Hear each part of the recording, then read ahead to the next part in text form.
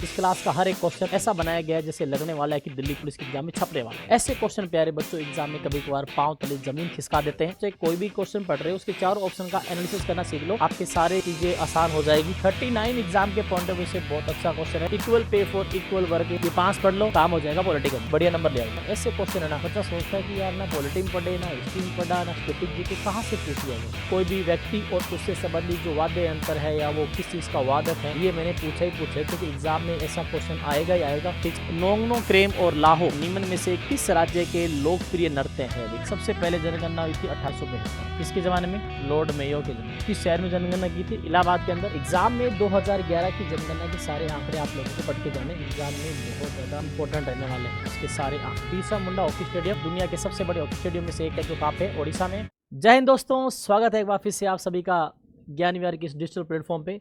मैं सतीश कुमार एक बार फिर से आप सभी दिल्ली पुलिस वर्दी के चहेतों का बहुत बहुत स्वागत करता हूं।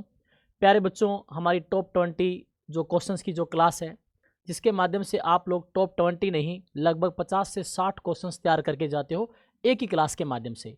और प्यारे बच्चों, हमारी ये टॉप 20 जो पेपर्स हमारे जीके के रहने वाले हैं, हर क्लास के अंदर 20 क्वेश्चंस, ये आप लोगों को लगभग 400 नहीं 1000 क्वेश्चंस के बराबर काम करेंगे। तो प्यारे बच्चों, हमारे इस सेशन की एग्ज़ाम से पहले आज 5वीं क्लास है। इस 5वीं क्लास में भी आप लोगों को दिल्ली पुलिस कांस्टेबल के जो नए पैटर्न पे बेस्ड जो क्वेश्चन बनेंगे, किस प्रकार के क्वेश्चन पूछे जाएंगे, हम उन्हीं क्वेश्चंस को डिस्कस कर रहे हैं। और कैसे आप लोगों को उन क्वेश्चन से कैसे रिलेटेड और भी क्वेश्चन आ सकते हैं, उन तमाम बातों के बारे में आप लोगों को सीखने को मिलेगा। चलिए शुरू करते हैं प्यारे बच्चों। पहला क्वेश्चन आप लोगों के सामने आया है, द लिटिल बैलेंस एक पुस्तक का नाम है। उसमें ये पूछा गया है भी तुला का प्रयोग करके एक जो स्पेसिफिक ग्रेविटी है उसको ज्ञात करने की आर्किमिडीज की जो विधि है उसका वर्णन किसने किया भाई। ऐसे क्वेश्चन प्यारे बच्चों एग्जाम में कभी कभार पांव तले जमीन खिसका देते हैं। ठीक है, अब देखो यहाँ पे ये जो क्वेश्चन पूछा गया है इसका आंसर तो हम लोग बात करेंगे। ठीक है, द लिटिल बैलेंस पुस्तक। ठीक है भाई, इसमें आर्किमिडीज की जो विधि है, पहली बात तो एक बच्चे को ये भी पता होना चाहिए ये चीज़ क्या है। इसके बारे में आप लोगों ने प्यारे बच्चों 8वीं 9वीं 10वीं 11वीं 12वीं क्लासों में जरूर पढ़ा होगा कि भाई जब कोई वस्तु किसी तरल पदार्थ के अंदर तैर रही है तो उस पर भी एक फोर्स लगता है। ठीक है, जिसे आप लोगों ने कभी नाम सुना होगा, उत्प्लावन बल। तो आर्किमिडीज के सिद्धांत में वही प्यारे बच्चों एक उसी सिद्धांत का प्रयोग करते हुए विशिष्ट जो गुरुत्व है उसको ज्ञात करने का एक माध्यम बताया गया एक पुस्तक के माध्यम से, और ये किया गया गैलीलियो गैलीली के द्वारा भी। ठीक है, ये जो है प्यारे बच्चों यहाँ आप लोगों को याद रखना है कि किसने हूबहू, अगर यही क्वेश्चन आता है तो आप लोगों को उत्तर भी यही करना है, ज़्यादा दिमाग नहीं लगाना इसके अंदर। और यहाँ आप लोग देख सकते हो विस्तृत जो जानकारी है इस पुस्तक में, आर्किमिडीज की जो विशिष्ट गुरुत्व ज्ञात करने का विधि का वर्णन गैलीलियो जी ने, भाई साहब ने किया। यह उनकी शुरुआती वैज्ञानिक कृतियों में से एक है जिसमें उन्होंने इस सिद्धांत के और उसके व्यवहारिक एप्लीकेशंस को दर्शाया है। ठीक है, बढ़िया प्रश्न है एग्जाम के पॉइंट ऑफ व्यू से, ये क्वेश्चन आप लोग अपने दिमाग में रखें अगर ये हूबहू ऐसा क्वेश्चन आप लोगों को देखने को मिले। ठीक है, अब इस प्रकार की स्टेटमेंट वाले क्वेश्चन भी आप लोगों को एग्जाम में तैयार करके रखने हैं। ऐसे क्वेश्चंस प्यारे बच्चों एक प्रकार से हर एक सब्जेक्ट का स्टैटिक इन्फॉर्मेशन हो सकता है। ठीक है, स्टैटिक जीके जैसे हम लोग देखते हैं भाई, हर एक चीज़ का, हर एक सब्जेक्ट का अपना स्टैटिक भाग होता है, तो ये भी एक स्टैटिक भाग है। ठीक है, चलते हैं आज के हमारे दूसरे क्वेश्चन की तरफ। क्वेश्चन आया कॉन्स्टिट्यूशन से, कैसा कौन सा अनुच्छेद है प्यारे बच्चों जो ये कहता है कि ग्राम पंचायतों का संगठन। भाई देखो यहाँ पे एक वर्ड आया है ग्राम पंचायत। प्यारे बच्चों यहाँ पे आप लोग तो सबसे पहले ये देखा करो कि मैंने आपको क्या सिखाया है। जीके में नंबर तभी अच्छे हो सकते हैं जब आप लोगों की जो परफॉर्मेंस को अच्छा करने का जो दिमाग में रहता है कि मैं कैसे अच्छा परफॉर्म कर पाऊँ जीके के अंदर, वो तभी पॉसिबल है जब आप लोग पोस्टमार्टम मेथड को अपना लेंगे। एक क्वेश्चन के चारों ऑप्शंस का एनालिसिस करना सीख जाएंगे। अब यहाँ देखो, मैंने आपको बार बार बताया कि आप चाहे कोई भी क्वेश्चन पढ़ रहे हो उसके चारों ऑप्शन का एनालिसिस करना सीख लो, आपके सारे चीज़ें आसान हो जाएगी। ठीक है, अब ये चारों की चारों देखो, पहले तो भी प्यारे बच्चों बता दूं मैं, आर्टिकल 37 क्या है? डीपीएसपी के लागू होने की प्रोसीजर है, लागू होने की प्रक्रिया। डीपीएसपी क्या है? Directive principle of state policy, राज्य के नीति निर्देशक तत्व। भारतीय संविधान के भाग संख्या 4 में आता है, आयरलैंड के संविधान से लिया गया है, और आर्टिकल संख्या 36 से 51 में इसके बारे में जानकारी दी गई है। तो प्यारे बच्चों 37 में ये भी कहा गया है कि directive principle of state policy को न्यायालय में चुनौती नहीं दी जा सकती, और 40 में है आपके ग्राम पंचायतें, ग्राम पंचायतों का गठन, और ग्राम पंचायतों का गठन क्यों किया गया है? ग्रामीण विकास के लिए, ठीक है। और 38 क्या कहता है? 38 में ये आइडिया है लोक कल्याणकारी राज्य की अवधारणा। राज्य के नीति निर्देशक तत्वों का मुख्य उद्देश्य क्या है? लोक कल्याणकारी राज्य की अवधारणा। और ये लोक कल्याणकारी पब्लिक वेलफेयर सोसाइटी का जो आइडिया है ये भी आर्टिकल 38 में आता है। और 39 एग्जाम के पॉइंट ऑफ व्यू से बहुत अच्छा क्वेश्चन है। Equal pay for equal work, यानी कि समान कार्य के लिए समान वेतन और निःशुल्क न्याय और समान न्याय की बात भी यही करता है आर्टिकल 39 क्लोज ए। एग्जाम के पॉइंट ऑफ व्यू से बहुत ज़्यादा महत्वपूर्ण है। और ये चारों आर्टिकल्स भाग 4 में आते हैं, ये भी याद रखना है। भाग 4 का नाम क्या है? DPSP, directive principle of state policy. तो मेरे प्यारे बच्चों ये चीज़ें आप लोगों को जहन में रखनी है और बहुत अच्छा क्वेश्चन है भी, ठीक है। ये चारों आर्टिकल्स, और मैंने आपको पहले बोल दिया भी दिल्ली पुलिस के लिए, आप लोगों को दिल्ली पुलिस के लिए ना पॉलिटी से कम टाइम में अगर अच्छे नंबर लाने हैं,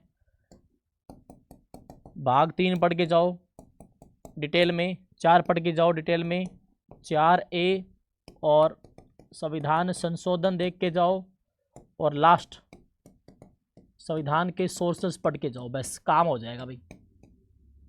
ये 5 पढ़ लो, काम हो जाएगा पॉलिटी के अंदर, ठीक है। बढ़िया नंबर ले आओगे।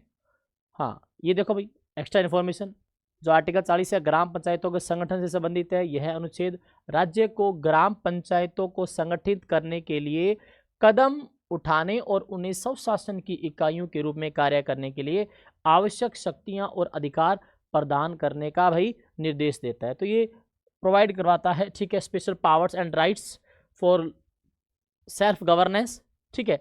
ये जरूर याद रखना। और प्यारे बच्चों, आज 26 जो नवंबर जो आप लोगों ने कल मनाया, 26 नवंबर की बात कर रहे हैं हम लोग, हमारा भारतीय संविधान बन करके तैयार हो गया था, आंशिक रूप से लागू हो गया था। 26 नवंबर को मनाया जाता है राष्ट्रीय कानून दिवस और 26 नवंबर को मनाया जाता है संविधान दिवस भी। दोनों बातें आप लोगों को याद रखनी है। कल हम लोगों ने कौन सा डे मनाया था?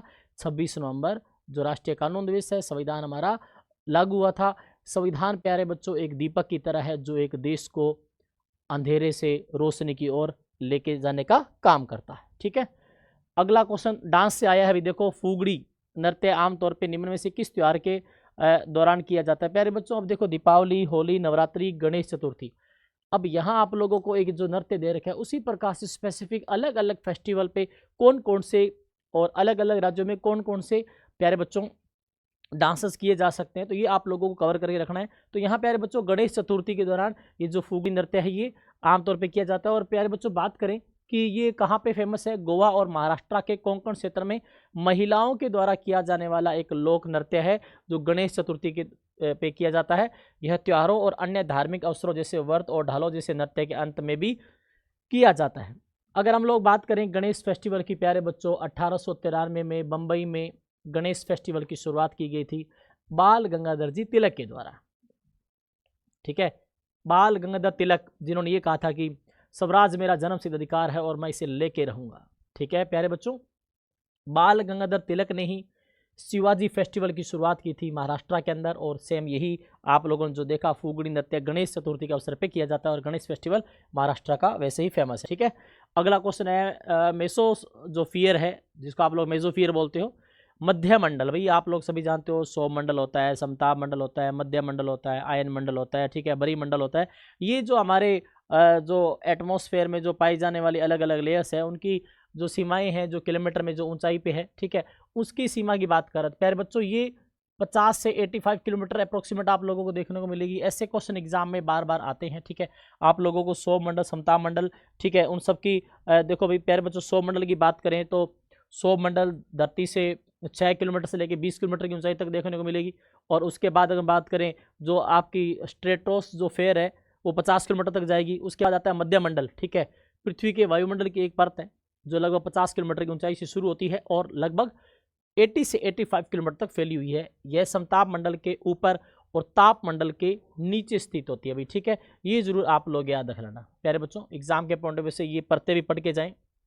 और अलग अलग परतों के अंदर भाई अगर आप लोग से पूछे कि वायुयान कौन से में तैरता है वगैरह वगैरह, ऐसे क्वेश्चन आते हैं। बादल वर्षा कहाँ कौन से जो लेयर है उसके अंदर बनती है, बादल कहाँ बनते हैं, तो ये सारी चीज़ें इनसे रिलेटेड इन्फॉर्मेशन पढ़ के जाएं।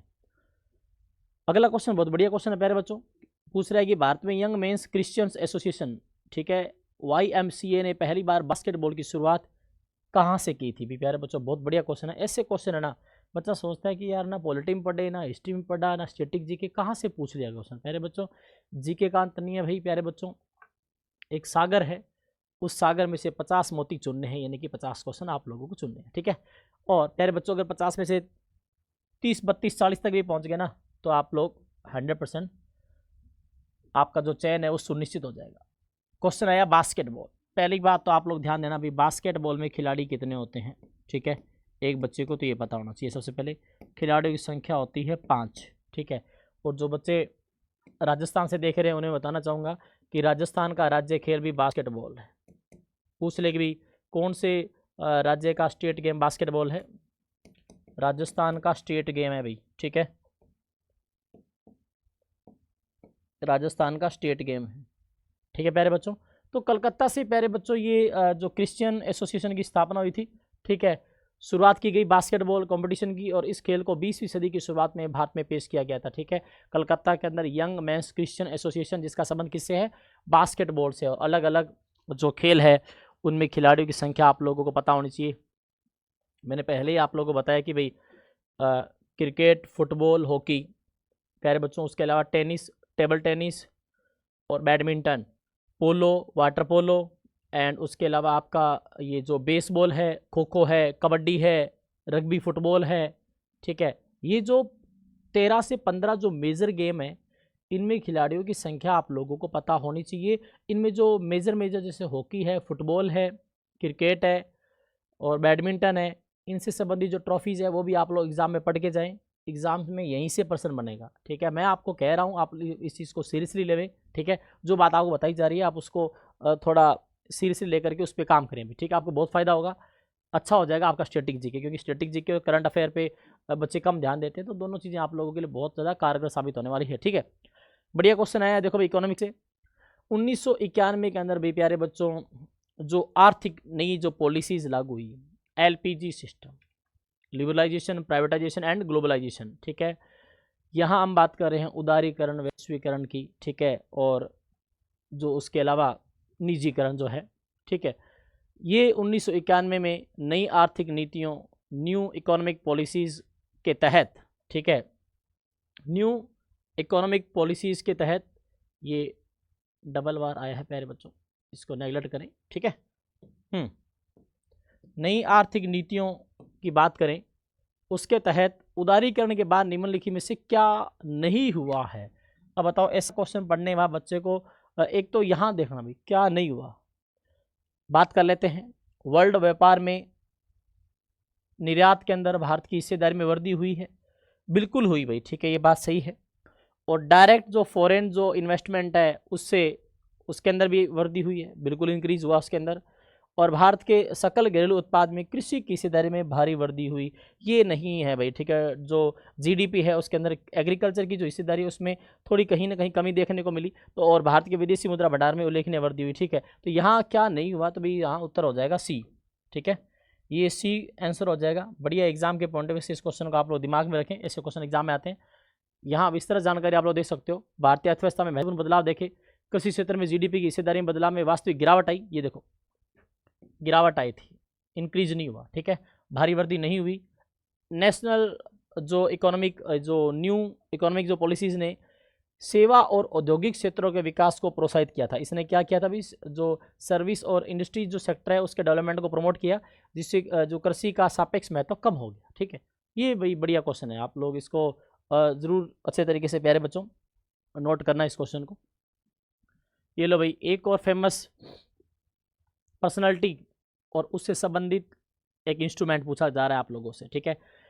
पिछली चारों क्लासों के अंदर आप लोगों को एक फेमस कोई भी व्यक्ति और उससे संबंधित जो वाद्य यंत्र है या वो किस चीज़ का वादक है, ये मैंने पूछा ही पूछा है, क्योंकि एग्जाम में ऐसा क्वेश्चन आएगा ही आएगा, फिक्स है प्यारे बच्चों। तो इस चीज़ को देखो भाई, ये मुराद अली के बारे में पूछ रहा है, तो मुराद अली जी जो है भाई सारंगी के मशहूर वादक है ये, ठीक है। देखो मुराद अली जी की फ़ोटो आप लोग देख सकते हो, सारंगी बजा रहे हैं, एक प्रसिद्ध सारंगी वादक है। सारंगी वादक मुराद अली भारतीय शास्त्रीय संगीत के कुशल सारंगी वादक है, ठीक है। ये एक्स्ट्रा इन्फॉर्मेशन बार बार आप लोगों के लिए ये दिमाग में स्ट्राइक कराने के पर्पज से प्यारे बच्चों ऐसा किया जाता है, ठीक है। एक बार आप लोगों ने क्वेश्चन देखा, आंसर सुना, और उसके बाद जो अलग से जो इन्फॉर्मेशन मैं बार बार आपको रिपीट करा रहा हूँ, इसका मुख्य उद्देश्य यही है कि हो सकता है एक बार आपने देखा हो, जब मैंने आंसर दिया हो ना ध्यान गया हो, लेकिन उसके बाद जो थ्योरी आ रही है ना, वही तो आप लोगों के लिए एग्जाम में ज़्यादा कारगर साबित होगी। ठीक है, और अलग से ये क्वेश्चन आजकल ये भी आ रहे हैं, उनके घराने पूछ रहे हैं, तो इनका जो घराना है मुरादाबादी घराने से ये, ठीक है, अलग से याद रख लेना। और सारंगी की कला उन्हें अपने परिवार से विरासत में मिली है, जो उनकी छठी पीढ़ी के सारंगी वादक है। भाई बढ़िया प्रश्न है एग्जाम के पॉइंट ऑफ व्यू से। अगला क्वेश्चन है प्यारे बच्चों, नोंगनो क्रेम और लाहो निम्न में से किस राज्य के लोकप्रिय नृत्य है। भाई ठीक है प्यारे बच्चों, ये बढ़िया क्वेश्चन आया है, लोकप्रिय नृत्य। और मैं बार बार आपको बोल रहा हूँ, फेस्टिवल नृत्य पढ़ के जाएं, नेशनल पार्क पढ़ के जाएं, और उसके अलावा अलग अलग जो लेक्स है वो पढ़ के जाएं, और ऑर्गेनाइजेशन पढ़ के जाएं, अलग अलग राज्यों की योजनाएं पढ़ के जाएं, एग्जाम में क्वेश्चन आएगा ही आएगा। ठीक है, तो यहाँ देखो भाई, ये जो लाहो, ठीक है, ये मेघालय में चलता है, नोंगनो क्रेम भी कहाँ चलता है, मेघालय में चलता है। अब आपको क्या काम करना है, जैसे दो तो मैंने बता दिए, अरुणाचल प्रदेश, मणिपुर और असम, यहाँ के जो लोकप्रिय नृत्य हैं एग्जाम में पढ़ के जाना, काम आएंगे आपके एग्जाम में। ठीक है, ये देखो भाई, नोंगनो क्रेम और लाहो दोनों नृत्य मेघालय राज्य के लोकप्रिय नृत्य हैं। नोंग क्रेम नृत्य को खासी जनजाति मनाती है। अब देखो, जब एक शुरुआत में क्या था कंपटीशन में, पहले इतना ही था कि भाई बताओ कि ये जो लोक नृत्य है किस राज्य का नृत्य है, बच्चों ने याद कर लिया। फिर बच्चों से पूछा जाने लगा कि ये जो नृत्य इस राज्य का है किसके द्वारा किया जाता है, पुरुष के द्वारा या महिलाओं के द्वारा, बच्चे ने वो भी हिम्मत करके पढ़ लिया। फिर बाद में पूछा गया कि इस राज्य का ये नृत्य है पुरुष करते हैं या महिलाएं करती है, तो बताओ कौन सी जाति के द्वारा किया जाता है। अब बताओ ऐसे में एक विद्यार्थी क्या करे, क्या वो अपने सरकारी नौकरी के सपने को त्याग दे, जब आयोग ऐसे ऐसे क्वेश्चन पूछ रहा है। ठीक है, अब भविष्य में वही चीज़ें बची है भाई कि ये फलानी जो नृत्य है फलाने राज्य का है, और फलाने महिला पुरुष द्वारा किया जाता है, फलानी जाति के लोगों द्वारा किया जाता है। अब बताओ वो दिन में करते हैं रात में करते हैं नृत्य, और अभी तक तो चलो दिन और रात तक पहुंच भी गए, तो उसके बाद वो पूछने लग जाएंगे भाई कि आखा तीज थी, अमावस थी, कि आठम थी, कि दसवीं थी। ऐसी परिस्थिति में विद्यार्थी निराश होकर के अपने सरकारी नौकरी के सपने को त्याग देगा। ठीक है, तो ऐसा विद्यार्थियों के साथ नहीं किया जाना चाहिए। एग्जाम के पैटर्न को देखते हुए, एग्जाम की जो उसका स्टैंडर्ड है उसके हिसाब से विद्यार्थियों से क्वेश्चन पूछे जाने चाहिए। ठीक है, तो नोंग क्रेम जो नृत्य को खासी जनजाति मनाती है, जबकि लाहो नृत्य बेहे दीन खलम उत्सव के दौरान पनार समुदाय द्वारा किया जाता है। देखो अब यहाँ पे ये दो याद रखना, लाहो नृत्य कौन सा समुदाय करता है, पनार करता है। खासी, गारो और ये अलग अलग जो है जनजाति हैं प्यारे बच्चों, ठीक है, जो एग्जाम में आती है, तो ये दोनों याद रख लेना। लो भाई, जेम्स प्रीसेप, जिसने प्यारे बच्चों अशोक के शिलालेखों को सबसे पहले पढ़ने वाला शख्स कौन था, जेम्स प्रीसेप ही था। ये भी इतिहास के अंदर आता है, मौर्य वंश का राजा सम्राट अशोक, ठीक है, उसके शिलालेख पढ़ने वाला यही शख्स था। यहाँ क्या पूछ रहा है कि इसने 1824 में किस शहर में जनगणना की थी। लो भाई देखो, इन्होंने भी जनगणना की थी, ये जनगणना की थी इलाहाबाद के अंदर। इलाहाबाद का नाम आज क्या है, वर्तमान में प्रयागराज है ना भाई,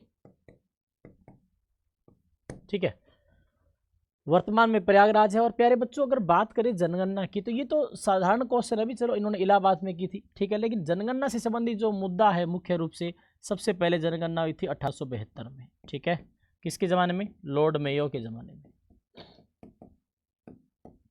इन्होंने तो एक शहर की कराई थी जेम्स प्रीसेप ने, ठीक है, किस शहर में जनगणना की थी, इलाहाबाद के अंदर। और 1872 में लॉर्ड मेयो के समय में जो जनगणना हुई वो साइंटिफिक पैटर्न पर आधारित नहीं थी। शुद्ध रूप से जनगणना कब शुरू हुई, 1881 में। किसके ज़माने में, लॉर्ड रिपन के ज़माने में।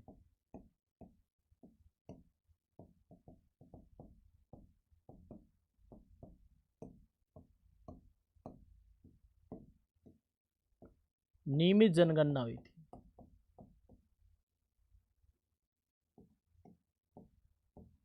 लो, लॉर्ड रिपन एकमात्र ऐसा वायसराय जो भारतीयों का भला चाहता था। भारतीयों का भला चाहने वाला वायसराय एकमात्र कौन, लॉर्ड रिपन, 1880 से लेकर 1884 तक जिनका कार्यकाल था प्यारे बच्चों। अब यहाँ बात कर लें भी, जो लॉर्ड मेयो है उनके ज़माने में 1872 में जनगणना हुई, फिर 1881, 91, 1901, 1911, 21, 31, 41, 51, 61 और 71, 81, 91, फिर 2001, 2011। ठीक है। अभी जो 2011 के बाद कोई जनगणना हुई नहीं, तो एग्ज़ाम में 2011 की जनगणना के सारे आंकड़े आप लोगों को पढ़ के जाने, एग्ज़ाम में बहुत ज़्यादा इंपॉर्टेंट रहने वाले हैं उसके सारे आंकड़े, क्योंकि अगली जनगणना 2026-27 के लास्ट तक हमें रिजल्ट मिलेगा। 1824 में जेम्स प्रिसप ने इलाहाबाद शहर में जनगणना की थी, उन्होंने 1827-28 में बनारस में भी एक जनगणना की थी, ठीक है, पहले इलाहाबाद में और बाद में बनारस के अंदर, ठीक है भाई, बढ़िया पर्सन। लेकिन एग्ज़ाम में प्यारे बच्चों, एग्ज़ाम में आप लोगों को ये पढ़ के जाना ही जाना है।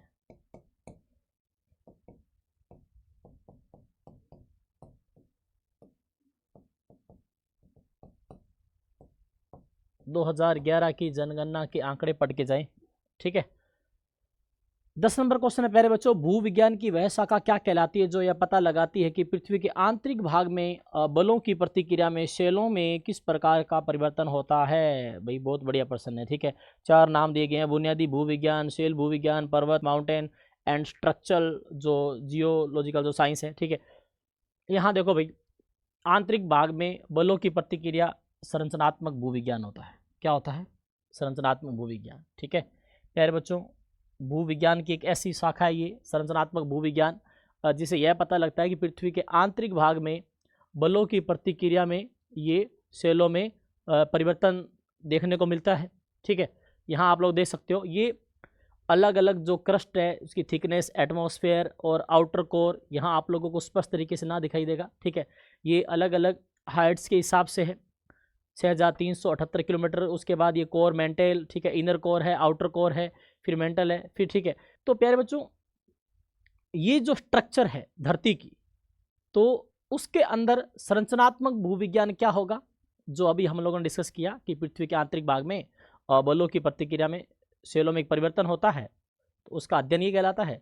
यह चट्टानों की त्रिआयामी व्यवस्था, यानी कि 3D, थर्ड डायमेंशनल जो व्यवस्था है, और उनकी ज्यामितीय अंतःक्रियाओं का अध्ययन करती है, जो संपीड़न, तनाव, ठीक है, एंड अपरूपण जैसे विवर्तनिक बलों के कारण होती है भी, ठीक है। ये एग्जाम में भी प्यारे बच्चों बहुत बढ़िया प्रश्न है, ठीक है। अगर चारों चार ऑप्शन एक जैसे लग रहे हैं और ज़्यादातर ऐसा आता भी है कि ये फलानी इस चीज़ की शाखा क्या कहलाती है जिसमें ये अध्ययन होता है, ये फलानी शाखा बताओ, ठीक है।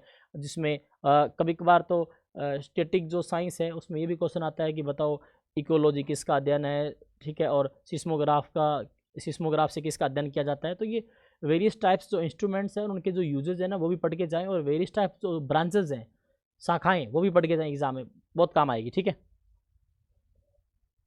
क्वेश्चन आया, कांग्रेस ने 1929 में किस स्थान पे अपने अधिवेशन में पूर्ण स्वराज के प्रस्ताव की घोषणा की थी। ये बढ़िया प्रश्न है, पूर्ण स्वराज, कंप्लीट स्वराज की बात हो रही है। और प्यारे बच्चों 1929 का लाहौर का अधिवेशन था, लाहौर का अधिवेशन, और अध्यक्षता किसने की थी? पंडित जवाहरलाल नेहरू ने। 1928 में जब नेहरू रिपोर्ट फेल हो गई तो कांग्रेसियों की मांग पूर्ण स्वराज में बदल गई, कंप्लीट फ्रीडम में कन्वर्ट हो गई, और 1929 में लाहौर अधिवेशन में पूर्ण स्वराज का प्रस्ताव पारित हो गया। और पंडित जवाहरलाल नेहरू ने 31 दिसंबर 1929 की मध्य रात्रि को लाहौर में रावी नदी के किनारे सभी कांग्रेसियों को इकट्ठा किया और तिरंगा फहरा करके घोषणा की कि हम हर साल 26 जनवरी को मनाएंगे इंडिपेंडेंस डे, स्वतंत्रता दिवस। जी हाँ, आप लोगों ने सही सुना है, 26 जनवरी को क्या मनाएंगे? स्वतंत्रता दिवस। हर साल मना रहे थे और अंग्रेजों ने हमें आज़ाद कर दिया 15 अगस्त को। अब एक साल में 2-2 आज़ादी दिवस तो मनाए नहीं जा सकते। तब प्यारे बच्चों 26 जनवरी की इस तारीख को इतिहास में अमर करने के लिए हम लोगों ने इस दिन को चुना संविधान लागू होने के दिवस के रूप में। तो ये जो पूर्ण स्वराज का जो प्रस्ताव है 1929 का लाहौर अधिवेशन, जिसके अध्यक्ष पंडित जवाहरलाल नेहरू थे, देश के पहले प्रधानमंत्री रहे, ठीक है, भारतीय विदेश नीति के जनक भी कहलाते हैं। और पंचशील समझौता 1954 में चाइना के साथ इन्हीं के ज़माने में हुआ, और भारत और पाकिस्तान के मध्य सिंधु नदी जल समझौता है वो भी इन्हीं के ज़माने में है। पहला संविधान संशोधन भी इन्हीं के ज़माने में है। राज्य पुनर्गठन आयोग 1956 का इन्हीं के समय में हुआ। तो ये बहुत सारी चीज़ें जो आप लोगों को याद करनी है, ठीक है। ये आप देख सकते हो, अधिवेशन पंडित जवाहरलाल नेहरू जी भाषण दे रहे हैं। 19 दिसंबर 1929 को अपने लाहौर अधिवेशन में ऐतिहासिक पूर्ण स्वराज यानी कि पूर्ण स्वतंत्रता प्रस्ताव पारित किया था। ठीक है, क्योंकि इससे पहले नेहरू रिपोर्ट में क्या था, डोमिनियन स्टेटस की बात थी, अधिपत्य राज्य की बात थी। यूथ कांग्रेसी नेहरू रिपोर्ट का बहिष्कार कर रहे थे और गांधी जी की मीडिएटरशिप से यूथ कांग्रेसी मान गए कि भाई अगर नेहरू रिपोर्ट 1 साल में लागू हो जाती है तो ठीक है, अगर ऐसा नहीं होता है तो हमारी जो मांग है कंप्लीट आज़ादी में बदल जाएगी। नेहरू रिपोर्ट फेल हो गई और कांग्रेसियों की जो मांग है पूर्ण स्वराज में बदल गई। ठीक है, याद रखना भाई। हालांकि एक वर्ड और आता है, ये जो वर्ड है ना स्वराज, स्वराज वर्ड, इसमें एक बात याद रखनी है आप लोगों को कि जो स्वराज वर्ड है ये 1906 का वर्ड है, कोलकाता अधिवेशन में आया था कांग्रेस के, और कलकत्ता अधिवेशन में इस समय अध्यक्षता कर रहे थे दादा भाई नौरोजी।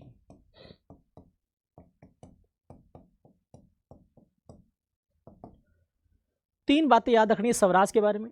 स्वराज वर्ड सबसे पहले कब यूज हुआ, 1906 में, पूर्ण स्वराज 1929, और स्वराज मेरा जन्मसिद्ध अधिकार है और मैं इसे लेके रहूंगा, किसने कहा था, ये कहा था प्यारे बच्चों बाल गंगाधर तिलक ने। ठीक है, चलिए अगला क्वेश्चन। अगला क्वेश्चन है जीव जंतुओं का 5 जगत वर्गीकरण सबसे पहले किसके द्वारा प्रस्तावित किया गया था भाई। जीव जंतुओं को 5 फील्ड में इनका जो क्लासिफिकेशन है ये करने वाले थे R.H. व्हिटेकर भाई। ठीक है, ये बढ़िया पर्सन है भाई, एग्जाम के पॉइंट ऑफ व्यू से बढ़िया पर्सन है प्यारे बच्चों, बढ़िया पर्सन है। ठीक है, बढ़िया पर्सन है, आ सकता है एग्जाम में। और ये 5 जो कैटेगरी में बांटा गया है उनमें कौन कौन से हैं, मोनेरा, प्रोटिस्टा, और जो फंगल है, और उसके अलावा ये जो प्लांटी है पादप, और जंतु। ठीक है, जंतु में एनीमेलिया। ठीक है, जीव जंतुओं का 5 जगत वर्गीकरण सबसे पहले R.H. व्हिटेकर द्वारा प्रस्तावित किया गया था। उन्होंने 1969 में प्रणाली पेश की थी जिसमें सभी जीवों को 5 क्लासिफिकेशन, जो 5 कैटेगरीज है उसमें डिवाइड किया गया। 5 कैटेगरीज आप लोगों के सामने। फिर क्वेश्चन एक उल्टा भी बन सकता है कि R.H. व्हिटेकर के द्वारा जो जंतुओं का वर्गीकरण किया गया उसमें से कौन सा एक टाइप नहीं है, तो उसके लिए भाई सीधी सी बात है सारी चीज़ें आपको पता होनी चाहिए। ठीक है, और ये जो क्लास है ना, इस क्लास का हर एक क्वेश्चन ऐसा बनाया गया है जैसे लगने वाला है कि दिल्ली पुलिस के एग्जाम में छपने वाला है। ठीक है, चलिए। तुंगभद्रा, कोयना और भीमा किस प्रायद्वीपीय नदी की प्रमुख सहायक नदियां हैं।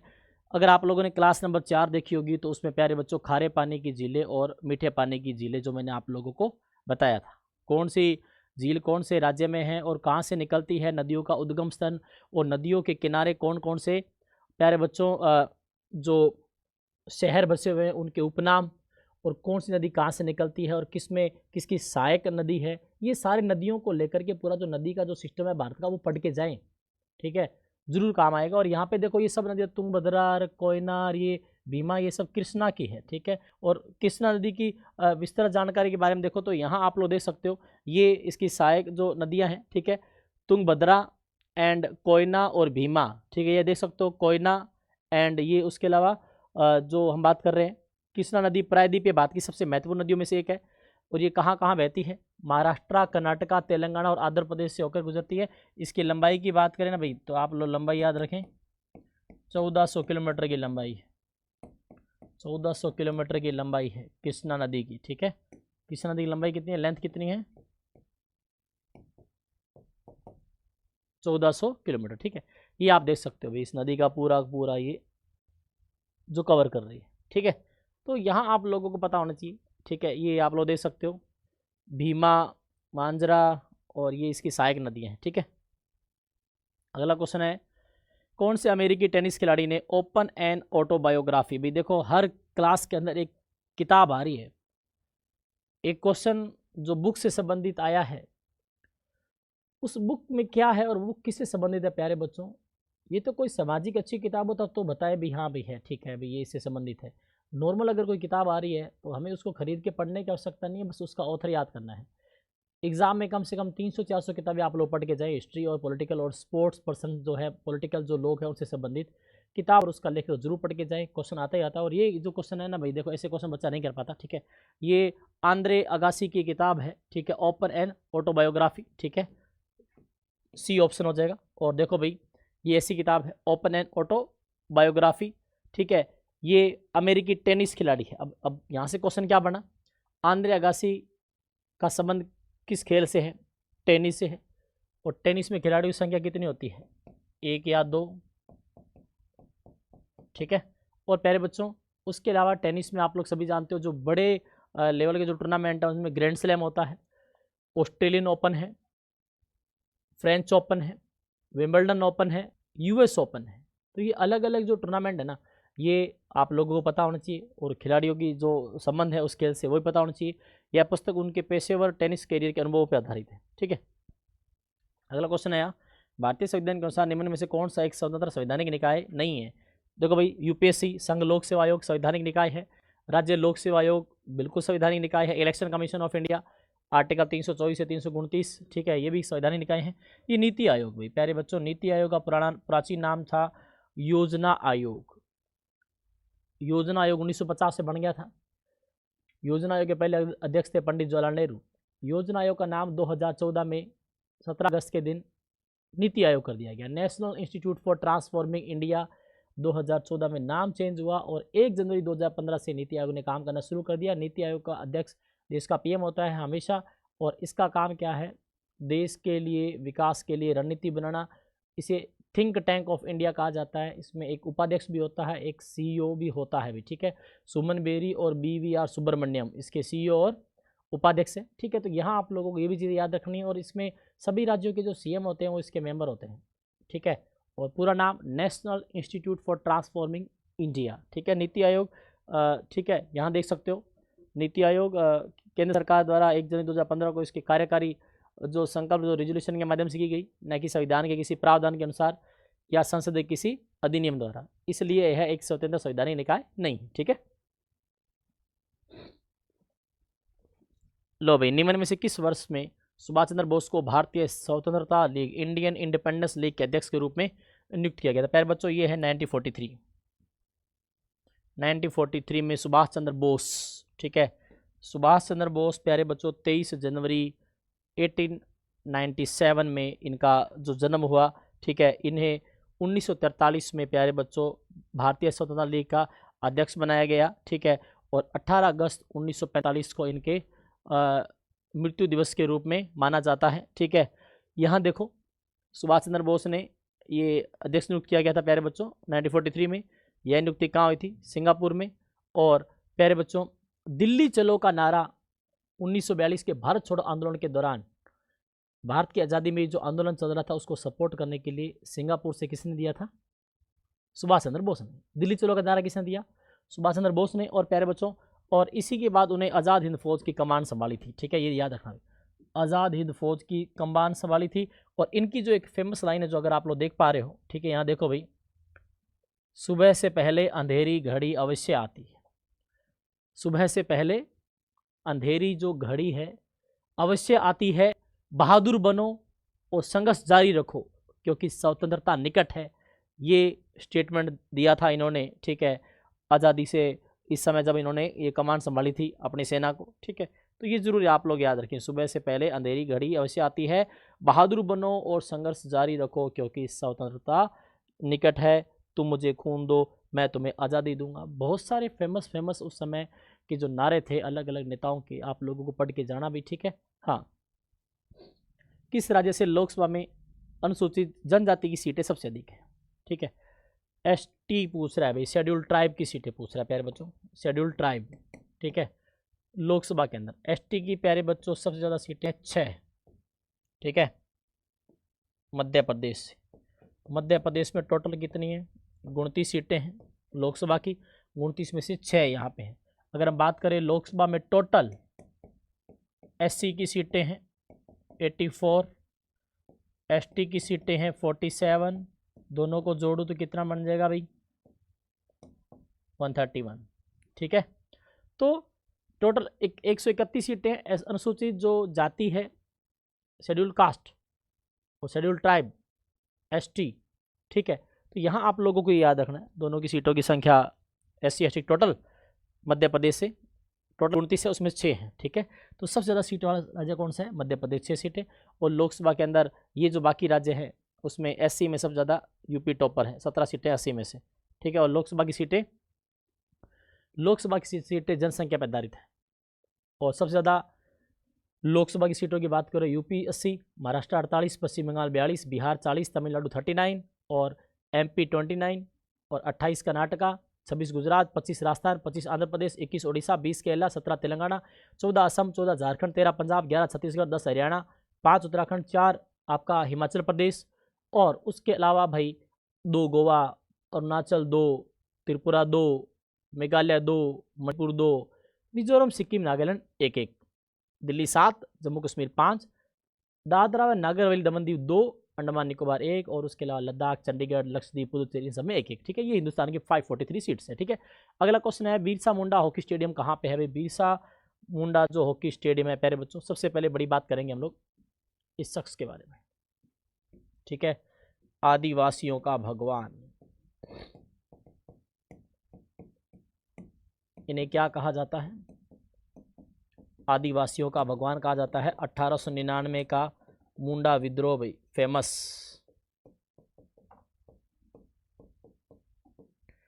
प्यारे बच्चों, उड़ीसा के अंदर ये जो राउरकेला है, यहाँ पे ये स्टेडियम स्थित है, ठीक है। ये किस प्रकार का स्टेडियम है? हॉकी का स्टेडियम है, ठीक है। तीसरी बड़ी बात, ये स्टेडियम जो है आदिवासियों के नेता और स्वतंत्रता सेनानी बिरसा मुंडा के नाम पे रखा गया है। इसकी दर्शक क्षमता 20,000 से अधिक और यह दुनिया के सबसे बड़े हॉकी स्टेडियम में से एक माना जाता है। मतलब बिरसा मुंडा हॉकी स्टेडियम दुनिया के सबसे बड़े हॉकी स्टेडियम में से एक है, जो कहाँ पे? उड़ीसा में। उड़ीसा की राजधानी क्या है भाई? भुवनेश्वर, ठीक है। और ये कहाँ पे है? राउरकेला में, याद रखना भाई, ठीक है। मुंडा विद्रोह कब हुआ? आदिवासियों का भगवान कहा जाता है, उलगुलान विद्रोह भी कहा जाता है, हंगामा विद्रोह भी कहा जाता है उसको, ठीक है। अगला क्वेश्चन है, भारत के उपराष्ट्रपति का चुनाव एक निर्वाचक मंडल द्वारा किया जाता है, जिसमें कौन कौन भाग लेते हैं? भाई प्यारे बच्चों, ये जो बात है ना, आर्टिकल 66 सेक्शन 1 में है। उपराष्ट्रपति का चुनाव में संसद के दोनों सदस्यों के भाग लेते हैं। लोकसभा के निर्वाचित मनोनीत सदस्य दोनों भाग लेंगे, हालांकि मनोनीत नहीं है लोकसभा के अंदर। और राज्यसभा के इलेक्टेड और नॉमिनेटेड दोनों भाग लेंगे। अगर यही राष्ट्रपति का चुनाव होता तो उसमें एमएलएज भी आ जाते, ओनली इलेक्टेड। यूटीज के एमएलए भी आ जाते, ओनली इलेक्टेड, निर्वाचित। सभी पार्लियामेंट के सदस्य उपराष्ट्रपति के चुनाव में भाग लेते हैं।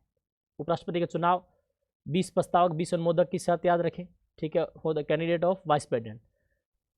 जमानत राशि 15,000 रुपये आरबीआई में जमा कराने पड़ते हैं। लोकसभा राज्यसभा के सभी सदस्य इसके चुनाव में भाग लेते हैं। तो आर्टिकल 66(1) में तो इलेक्शन जो प्रोसीजर है, एकल संक्रमणीय मत प्रणाली, सिंगल ट्रांसफर वोटिंग सिस्टम जो आयरलैंड से लिया गया है, उसके द्वारा उपराष्ट्रपति का चुनाव होता है, अप्रत्यक्ष रूप से होता है, जनता भाग नहीं लेती।